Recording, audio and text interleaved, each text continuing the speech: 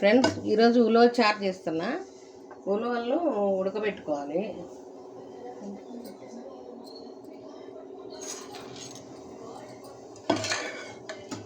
Night నానబెట్టి ఉదయము అదే నీళ్ళతోనే బాగా ముందే కడిగి పెట్టుకోండి. అలా ఇట్లా బాగా మెత్తగా ఉడికేటట్టు ఉడకబెట్టుకోవాలి. కుక్కర్లో ఒక 10 విజిల్లు రానియాలి.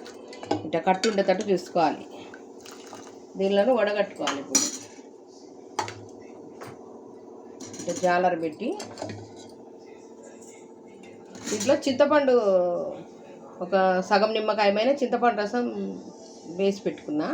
దాంట్లోనే ఇవి వడగట్టుకోవాలి. చింతపండు నీళ్ళలోనే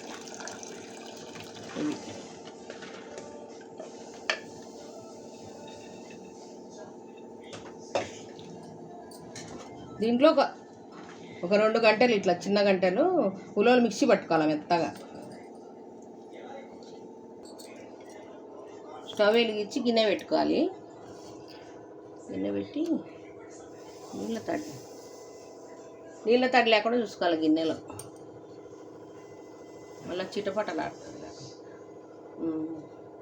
ఇప్పుడు కొద్దిగా నూనె వేసుకోవాలి. ఎక్కువ అవసరంలే నూనె. కొద్దిగా వేసుకొని నూనె కాగినాక తాలింపు గింజలు వేసుకోవాలి.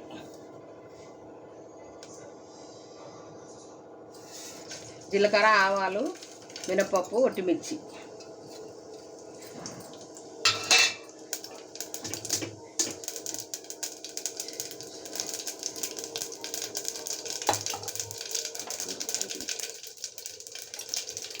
వేగినాక ఉల్లిపాయలు వేసుకోవాలి. ముందు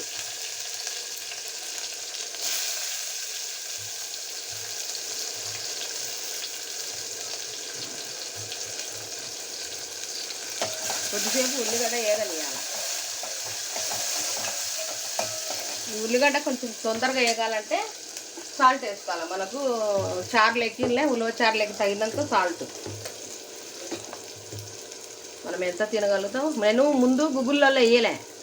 గుగ్గుల్లో వేస్తే తొందరగా ఉడకవని వేయలేదు. దీంట్లో వేసిన ముందు కొద్దిగా ఉల్లిగడ్డ వేగినాక దాంట్లోనే కరివేపాకు ముందు వేస్తే మాడిపోద్ది అనమాట. అందుకని టమాటాలు కూడా వేస్తున్నా. ఇవి బాగా మెత్తగా మగ్గాల నూనెలో. దీంట్లోనే పసుపు వేసుకోవాలి కొద్దిగా. చారుకు మనకు ఎంత కావాలంటే అంత.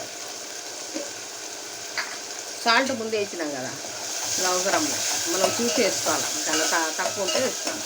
కొద్దిగా మగ్గనియాలి. మంచిగా చిన్న సిమ్లో పెట్టి మగ్గనిచ్చుకోవాలి. మూత పెట్టి మగ్గనియాలి. మనం ఉలవలు కొన్ని మిక్సీ పట్టుకోవాలన్నాం కదా, ఈ మిక్సీ పట్టింది ఈ కట్టులో కలిపేసుకోవాలి మొత్తం.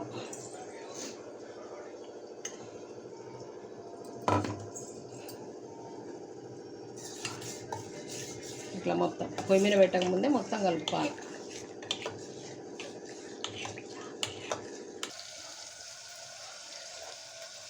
ఇప్పుడు టమాటాలు బాగా ఉడికినాయి. టమాటాలు, ఉల్లిపాయ మెత్తగా అయిపోయినాక దీంట్లో మనకు తగినంత కారం వేసుకోవాలి. మనం దీంట్లో ఉలవ చారులో ఎక్కువ కారము తినలేము. అందుకని లైట్గా కొంచెం అట్లా తక్కువ వేసుకోవాలి. నూనెలు వేస్తే కారం అప్పుడు ఏమవుతుందంటే మంచి కలర్ వస్తుంది. మనం చారులు వేసినాం అనుకో కలర్ ఉండదు. ఇప్పుడు నూనెలు వేసినాం కదా మంచి కలర్ వస్తుంది. ఇప్పుడు ఈ చారు ఇట్లా కలబెట్టి దీంట్లో వేసేసుకోవాలి. దీంట్లోనే చింతపండు రసం అన్నీ ఉన్నాయి కదా వేసుకోవాలి. ఇప్పుడు బాగా మరగనియాలి. దీంట్లో కొత్తిమీర ఉంటే వేసుకోవచ్చు. నాకు అక్కడ లేదు కాబట్టి వేయడం లేదు. అంతే. ఇది బాగా చిక్కగానే ఉండాలి. బాగా మరగనిచ్చి దింపుకోవడమే. ఉప్పు చూసుకొని సాల్ట్ చెక్ చేసుకోవాలి. నాకు సరిపోలే సాల్ట్. నేను సాల్ట్ కొంచెం వేస్తున్నా.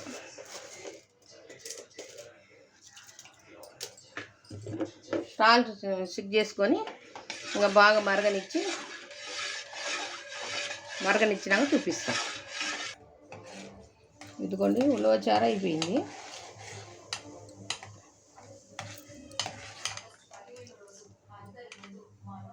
ఉలవచారు ఇది చిక్కగా ఉంటుంది. ఇది ముద్ద లేకైనా అన్నం లేకైనా సూపర్గా ఉంటుంది. ఇంకా ఇది ఇంత సింపుల్గా ఉలవచారు. ఈ వంట మీకు నచ్చితే సబ్స్క్రైబ్ చేసుకోండి, లైక్ చేయండి, షేర్ చేయండి, కామెంట్ చేయండి.